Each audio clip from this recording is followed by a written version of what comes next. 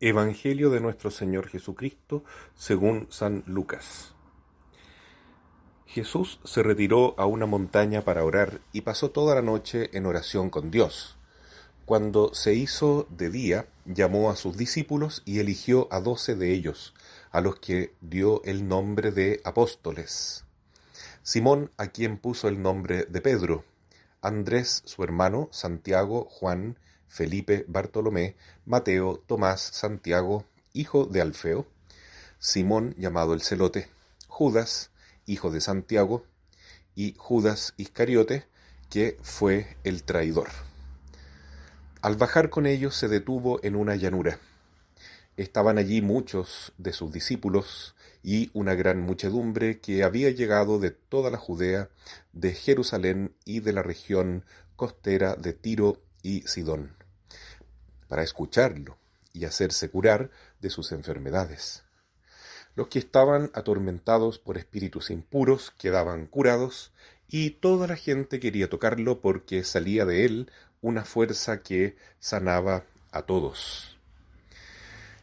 Jesús nos deja un grandísimo ejemplo en este episodio de la vocación de los 12 apóstoles, la llamada a los 12 apóstoles, cada uno por su nombre, estuvo precedida por una noche completa en oración.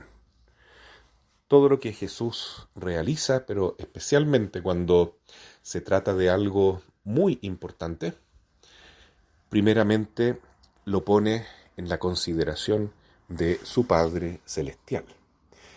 Y en este sentido, nosotros también podemos darnos cuenta que sin Dios no hacemos nada. A veces me toca explicar a los jóvenes el poder de la oración en nuestras vidas y me gusta utilizar el símil del celular. Nosotros hoy en día estamos acostumbrados a utilizar un celular. Día a día nos sirve no solo para hablar por teléfono, sino para diversas funciones. El celular es como una extensión de nuestro cuerpo, en cierta manera.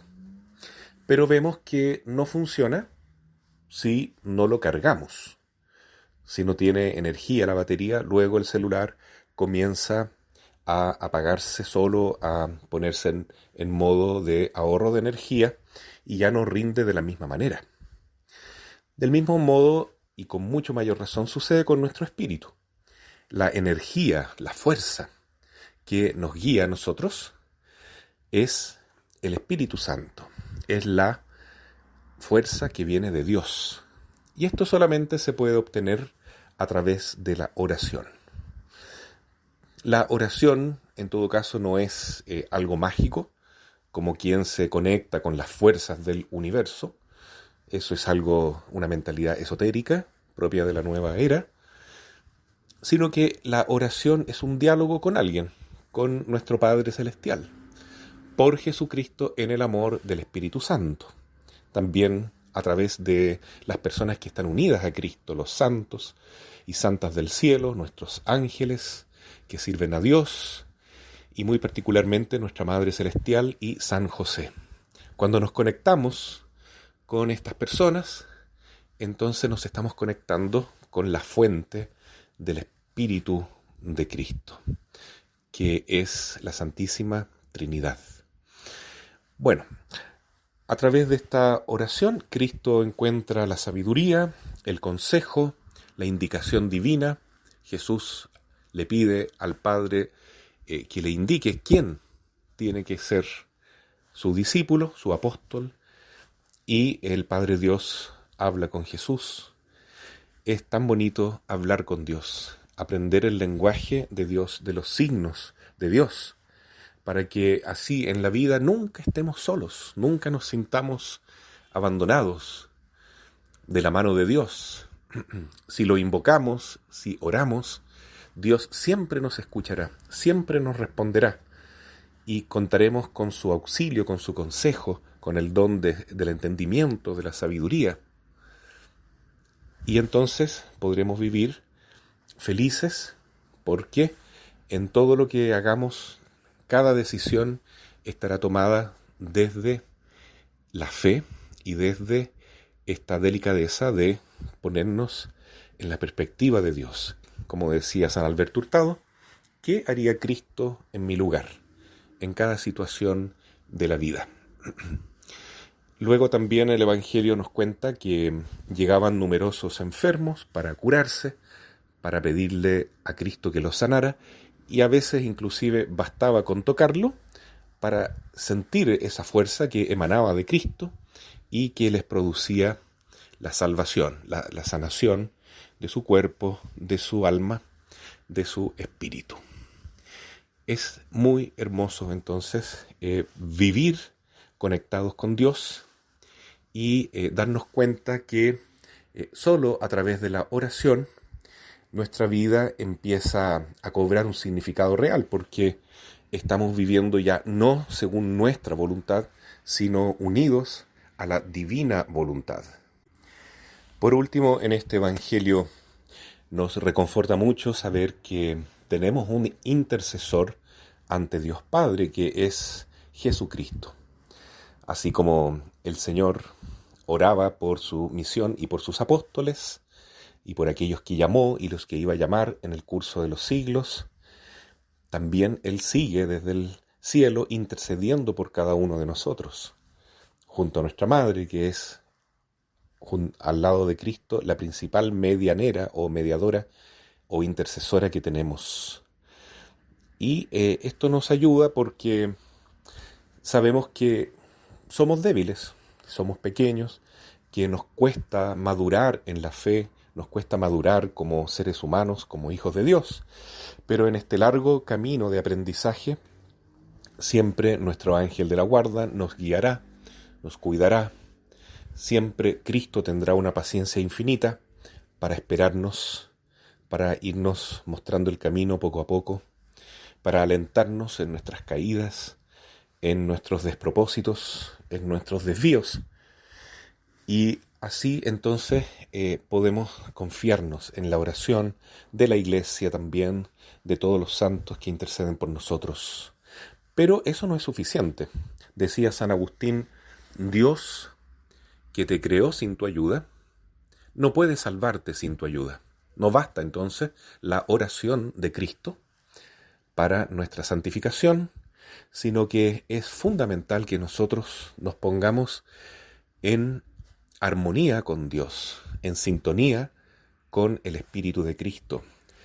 La oración de cada uno de nosotros es fundamental, porque si no nos decidimos por seguir a Cristo definitivamente, irnos convirtiendo cada día un poco más, y no ponemos todo nuestro empeño en volcarnos hacia las cosas de Dios, mirar hacia lo alto, como dice Jesús, y esperar que lo demás venga por añadidura, es decir, si no amamos a Dios por sobre todas las cosas, lamentablemente la oración de Cristo y de toda la Iglesia no va a tener un efecto positivo en nuestra vida. Y hoy en el Evangelio queda claro que es posible recibir una llamada altísima como la de ser apóstol y al mismo tiempo ser infiel, no perseverar hasta el fin en este seguimiento de Cristo, como le ocurrió a Judas Iscariote.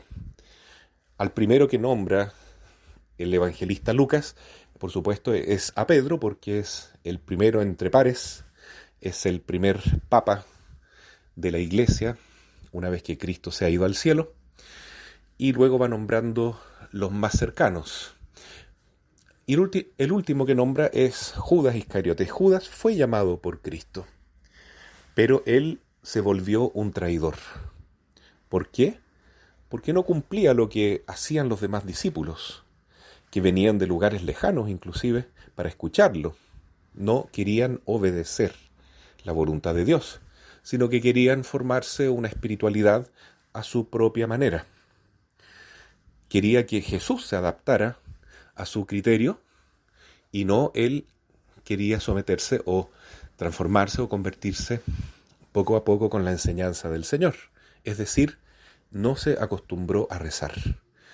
No adquirió el corazón de discípulo, es decir, de aquel seguidor que es humilde, que deja que su corazón sea formado, sea de alguna manera modelado por este divino alfarero que es Cristo Jesús. Y con ese orgullo, con esa soberbia de creer que todo lo sabe, o peor todavía, de no querer reconocer sus pecados, de no reconocer que necesitaba 100% de la ayuda del Señor, se fue adentrando cada vez más en la vida de pecado y apartándose del ideal del discípulo de Cristo, que es el que lo sigue con fe, esperanza, amor y sobre todo mucha humildad. Es decir, se puede caer en la traición, se puede caer en la infidelidad. Por eso la oración debe ser el primer lugar de nuestros valores, de nuestras prioridades. Debe ser ciertamente la primera línea de acción de todo cristiano, no solo de aquel que es sacerdote, religiosa, consagrado, sino de todo bautizado que aspira no solamente a salvar su alma, sino a llegar a la santidad. Entonces, primera opción de vida es la oración, con el sacrificio correspondiente, porque negarse a sí mismo significa cada día tomar la cruz de Cristo por amor a Él y para seguir su ejemplo. Y en segundo lugar, dar testimonio, ser coherente en nuestra actitud de vida. Y solo en tercer lugar, las obras, los frutos, que también son importantes. Pidamos hoy entonces al Señor que nos mire con amor, nos siga llamando una y otra vez cuando estemos desanimados, nos dé coraje, nos dé alegría y sobre todo nos infunda un profundo sentimiento permanente de piedad y de devoción para vivir en continua oración.